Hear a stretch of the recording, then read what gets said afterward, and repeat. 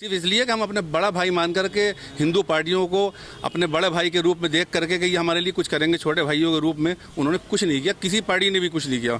मुस्लिम के लिए कुछ नहीं हुआ आज तक, केवल मुस्लिमों को छला गया है। अब हमारी सोच इसलिए बनी है ये कि हम अपनी क़यादत बनाएं, ताकि जब कोई सुनता ही नहीं, हमारी सोचता ही नहीं, 38% उन्होंने टिकट दे दिए तो क्या 38% हमारे लिए 38% काम करेंगे? समाजवादी हो या बीएसपी हो, मुसलमान किसी से नहीं डरते अल्लाह से अलावा। सही नहीं।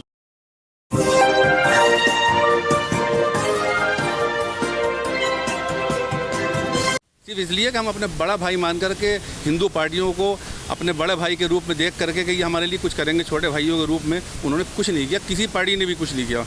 मुस्लिम के लिए कुछ नहीं हुआ आज तक, केवल मुस्लिमों को छला गया है। अब हमारी सोच इसलिए बनी है ये कि हम अपनी क़यादत बनाएं, ताकि जब कोई सुनता ही नहीं, हमारी सोचता ही नहीं, 38% उन्होंने टिकट दे दिए तो क्या 38% हमारे लिए 38% काम करेंगे? वो तो कठपुतली के रूप में विधायक होंगे उनके। सरकार जो चाहेगी, जो राष्ट्रीय अध्यक्ष चाहेगा, जो राष्ट्रीय पार्टी चाहेगी, काम तो वही होगा। और वो काम हमारे हक़ में हरगिज़ नहीं होने वाला। ये हमने 70 साल की राजनीति में देख लिया। मुल्क अब इस पैमाने पर पहुंच चुका है कि मुसलमानों का कुछ नहीं है, कुछ नहीं है, कुछ नहीं है। 1% नौकरियों में हम नहीं बचे। 17% नौकरियों में हम 47 में थे। ये विधायक बढ़ा दो और इनकी तादाद उसमें घटा दो नौकरियों में, जिससे ये विकास की ओर चले। विकास तो हमारा है ही नहीं, तो ये कहना बेकार है।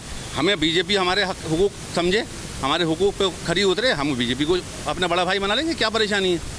जिस तरह समाजवादी को हम बनाते हैं, समाजवादी भी तो हिंदू पार्टी है, बहुजन भी हिंदू पार्टी है, कांग्रेस भी हिंदू पार्टी है, बीजेपी है। हमारे लिए बीजेपी भी कोई दुश्मन नहीं है। हाँ, वो हमारे हुकूक समझे। समाजवादी एक आध % हमारा हुकूक समझती है तो हम उसकी तरफ गिनने लगते हैं। हमारा हुकूक बीजेपी समझे, हम बीजेपी को भी बड़ा भाई अपने बनाने के लिए तैयार हैं।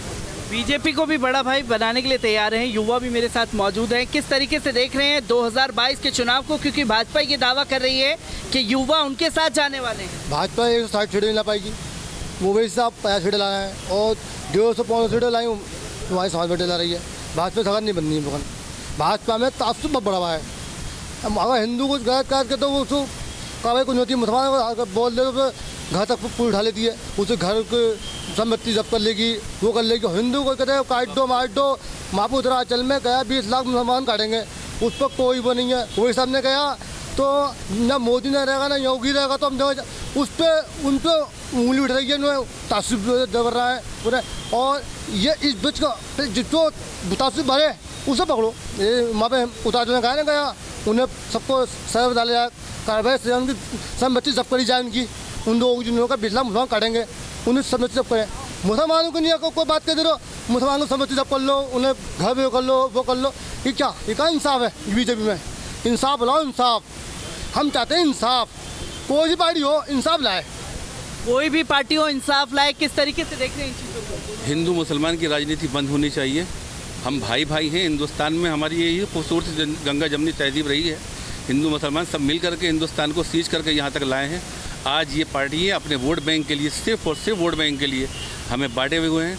हमें चाहिए कि आपस में अपना जहन इस्तेमाल करें, अपना दिमाग इस्तेमाल करें, इन पार्टियों की तरफ ना देखें और ये सोचें कि हमारी जो गंगा जमनी तहजीब है, हम एक दूसरे के साथ मिल कर के अंग्रेज़ों से लड़के इस पैमाने पर यहाँ तक आए हैं, अपने मुल्क को सींच कर लाए हैं। आज इनकी रोटियों सेकने के लिए हम इनके साथ, किसी एक पार्टी के साथ ये कह करके अलग नहीं होंगे कि तू हिंदू है और तू मुसलमान है। हमें विकास चाहिए, मुल्क की तरक्की चाहिए, मुसलमानों का विकास चाहिए, जो कि 70 सालों में बिल्कुल नहीं हुआ। मुसलमानों का विकास की बात कही जा रही है। मैं आपसे भी जानना चाहूँगा, क्योंकि अभी कुछ देर पहले मोहन भागवत का एक बड़ा स्टेटमेंट सामने आया कि जिन लोगों ने धर्म संसद चलाई उनका ताल्लुक हिंदू धर्म से नहीं हो सकता। मेन उत्तर प्रदेश के चुनाव से ठीक 10 तारीख को वोट होंगे। पहले ये बयान किस तरीके से भी देखा और समझा जा सकता है? ये सिर्फ चुनावी स्टंट है। वजह ये मोहन भागवत के तो जैसा मौका होता है वैसे बयान देते हैं और लगातार दे रहे हैं। नरसिम्हा राव वो भी RSS के थे, उन्होंने 1992 में मस्जिद के अंदर बाकायदा परमिशन दिलवाई, सब काम करवाया और तुलवाने में पूरा हाथ नरसिम्हा राव का था, कांग्रेस सरकार का था। और सबसे बड़ी बात ये है कि उस वक़्त जब बाबरी मस्जिद शहीद हुई, किसी मुसलमान जो लीडर कांग्रेस में थे ज्यों के त्यों भी बने रहे, किसी ने अपने पद नहीं छोड़ा, क्योंकि ये धर्म है। कांग्रेस जो है धर्म है, वो इस्लाम धर्म को नहीं मानते, वो कांग्रेस धर्म को मानते हैं। उन्होंने इस्तीफा नहीं दिया पदों से। हमारे मुरादाबाद शहर के अंदर शहर कमेटी के अंदर बहुत लोग थे, पदाधिकारी थे, उन्होंने इस्तीफा नहीं दिया। मस्जिद गिर जाए मगर कांग्रेस ना छूट जाए। तो जब तक ऐसे मीर सादिक, मीर जाफ़र, गुरदुगलू टाइप के लोग हमारे हिंदुस्तान में और पार्टियों में रहेंगे, हमारी पार्टी का वजूद बनना मुश्किल है।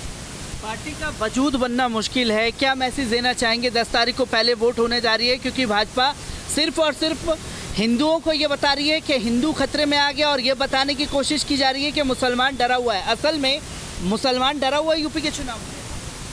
डरा हुआ क्यों होता मुसलमान? लेकिन अब जैसा हमारे भाई ने बताया कि हम अपनी नींव बनाना चाहते हैं, अब तो हम अपनी नींव बना के अपनी इमारत खड़ी करें, अपना कैंडिडेट ऐसा लाएं चुन के जो मुसलमानों की हमदर्दी में भी रहे और बल्कि हिंदुओं की भी हमदर्दी में रहे। मतलब जो देश है हमारा शांति से गुजरे और इसमें कारोबार भी रहे, सबको सुविधा मिले, रहने सहने की आराम से, सबके बच्चों को शिक्षा मिले सही से, सबके लिए जो है पालन पोषण का पूरा इंतज़ाम हो। ऐसा थोड़ी है कि एक ही तरफा हो जाए, एक तरफे में नहीं होगा, क्योंकि हिंदुस्तान में तो सारी कौमें रहती हैं। हिंदुस्तान में सारी कौमें रहती हैं। उत्तर प्रदेश के चुनाव में हिंदू मुसलमान जो है भाजपा की तरफ से खुल करके किया जा रहा है। तमाम गठबंधन की जो पार्टियां हैं वो ये बता रही हैं कि मुसलमान डरा हुआ है, अगर हमें वोट नहीं दिया तो भाजपा आ जाएगी। क्या मुरादाबाद के मुसलमान इस डर से ही तमाम राजनीतिक पार्टियों को वोट देने वाले हैं? नहीं, अगले 30 सालों से लगा उत्तर प्रदेश सरकार, जो हमारे उत्तर प्रदेश में जो सरकारें काम कर रही हैं, समाजवादी हो या बीएसपी हो, मुसलमान किसी से नहीं डरते। अल्लाह ताला नहीं, ये इन लोगों ने सिर्फ डरा के वोट लिया है। अभी तक जो लिया है डरा के वोट लिया है ये सरकारों ने। अब डरने का टाइम वक्त ख़त्म हो चुका है। अब टीम को, हम मुसलमानों को कम से कम एकजुट होने का टाइम आया है। और ये चुनाव विकास के नाम का है। हिंदू मुसलमान को तो भारतीय जनता पार्टी बना रही है। विकास के नाम का है। विकास में तो गंगा बहाने की बात कही जा रही है। उत्तर प्रदेश में विकास की गंगा बही है? कितना विकास हुआ है उत्तर प्रदेश के चुनाव में? कोई विकास नहीं हुआ यहाँ पर, किसी तरह का कोई विकास नहीं है। किसी तरीके का कोई विकास नहीं हुआ, पर विकास की गंगा बहाने की बात कही गई। कोई विकास नहीं हुआ है। योगी आदित्यनाथ उत्तर प्रदेश में कहते हैं कि गड्ढा मुक्त, लेकिन अफसोस की बात, यहाँ का महानगर का सर्वे कर लीजिए आप, महानगर में सब गड्ढे गड्ढे नज़र आएंगे, क्योंकि इनके जो लोग हैं वो एक तरह से है ना, मुसलमानों के एरिया में कम काम होता है और हिंदू के एरिया में ज़्यादा काम होता है। मुसलमानों के एरिया में कम काम होता है, हिंदुओं के एरिया में ज़्यादा। क्या कितनी दावों में सच्चाई है? क्योंकि मुरादाबाद में खड़े होकर के ये चीज़ें, बात ये नहीं है, ऐसा है, मुसलमान जो है कुएं का मेंढक बन के रह गया है। मेन चीज़ क्या है कि सबसे पहले जब मुलायम सिंह की एंट्री होती है 89 के अंदर उत्तर प्रदेश के अंदर, उस वक्त चुंगी का महकमा हुआ करता था, उसमें 99% मुसलमान हुआ करते थे। जब वो रिटायर होते थे तो उनके बच्चे लगते थे। आते ही 89 में उन्होंने वो महकमा ही ख़त्म कर दिया। सबसे बड़ी चीज़, जब गठबंधन की सरकार मायावती के साथ बनी 1993 में, तो उन्होंने एक जुडिशनरी के अंदर पेपर हुआ करता था, जो लोग जज बनते थे मुसलमान, वो उर्दू से इंग्लिश, इंग्लिश से उर्दू ट्रांसलेट पेपर हुआ करता था। उन्होंने उसे ख़त्म कर दिया 20 नंबर का, जिससे मुसलमान लोगों को बहुत फ़ायदा होता था। मुसलमान के समझ में नहीं आएगी। कल्याण सिंह की हुकूमत सन 2000 में थी। 5 जनवरी सन 2000 को रोज़ा रमज़ान चल रहा था। उसके बाद मुलायम सिंह की कल्याण सिंह की बातचीत हुई कि भाई बिल पास करना है ताकि मस्जिद की तामीरी काम रोका जा सके, कब्रिस्तानों का तामीरी काम रोका जा सके, मदरसों का तामीरी काम रोका जा सके। मुलायम सिंह ने उस दिन पार्टी अफ्तार करा दिया और सारे मुसलमान लीडर, यहाँ तक कि आजम खान तक उस पार्टी अफ्तार में लगे रहे, वह चुपके से बिल पास हो गया। तो ये मुसलमान कौम को सोचना चाहिए कि हम किसका साथ दे रहे हैं। भाई ये मुस्लिम को सोचना चाहिए। मैं आपसे भी जानना चाहूँगा, क्योंकि पार्टी इफ्तार का जिक्र चल रहा है, क्योंकि आज से 7 साल पहले तक 2014 से पहले तमाम राजनीतिक पार्टियां जब भी चुनाव आता था सर पर टोपी डाली और पार्टी इफ्तियार रख दी, दरगाहों पर चादर चढ़ाने का सिलसिला शुरू हो जाता था। पर बीते 7 सालों से ये सारी चीज़ें ख़त्म कर दी गई है। आखिरकार कारण क्या है? देखिए, ये तो कल्चर हिंदुस्तान का रहा है कि हिंदू और मुसलमान आपस में एक दूसरे के साथ मजहबी तौर पर भी करते रहे। यहाँ गंगा मंदिर है, मैंने उसकी ट्रांसलेशन किया है, उसकी फ़ारसी से कराया था। ये औरंगज़ेब का दिया हुआ है, लेकिन किसी को नहीं मालूम। मैं आपको जो इम्पोर्टेंट बात बताऊंगा, ये जो और हमारी सियासी पार्टी जो मुसलमान क़यादत की बात करती हैं, डॉक्टर मसूद साहब हुआ करते थे, उन्होंने उर्दू में ये किया कि मौलम को इक्वल टू द बीएड कर दिया। और ट्रांसलेटर की उन्होंने जॉब्स निकाली, अब भी लगे हुए हैं लोग। जब ये बिल पास हो गया और फाइनल हो गया और बढ़ती शुरू हो गई, तो उसके बाद आपको मालूम है क्या हुआ था? उनका सामान रात के 12 बजे बारिश में मुलायम सिंह और मायावती ने सड़क पे फेंकवा दिया था। मैं उसका गवाह हूँ, मैं उनके साथ काम कर चुका हूँ।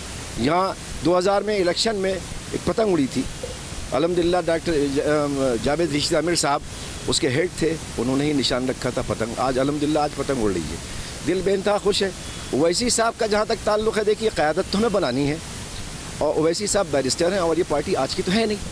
लोगों को कंसेप्ट ये है कि मुलायम सिंह जैसे पैदा भी नहीं हुए थे और दूसरे लोग पैदा भी नहीं हुए थे, कांग्रेस हुआ करती थी तब ये पार्टी बनी 1942 में। आज ये यहाँ आए हैं, अब ये मुसलमान न समझे वो बात अलग रही है। और मुरादाबाद का मिजाज मैं आपको बता दूँ, यहाँ एक चांदरात कहलाती है, उसमें फिर नहीं देखा जाता भेड़ें किधर भाग रही हैं। मैं समझाना चाहूँगा कि भेड़ मत बनो, ये 22 का इलेक्शन नहीं है, ये ज़िंदगी का इलेक्शन है। इसमें समझ लीजिए आप, क़यादत तभी बनेगी। आज़म खान से भी मैं इंटरव्यू ले चुका हूँ। आज़म खान का जो हाल है वो इस वजह से नहीं है कि आज़म खान जेल में इसलिए है कि मुस्लिम लीडर हैं, इस वजह से है, खौफ है कि क़यादत बन गई थी एक यूपी के अंदर उनकी। अगर वो एक पार्टी बना के खड़े हो जाते यूपी के अंदर 80 से ज़्यादा सीटें वो जीतते, इसलिए जेल में है वो।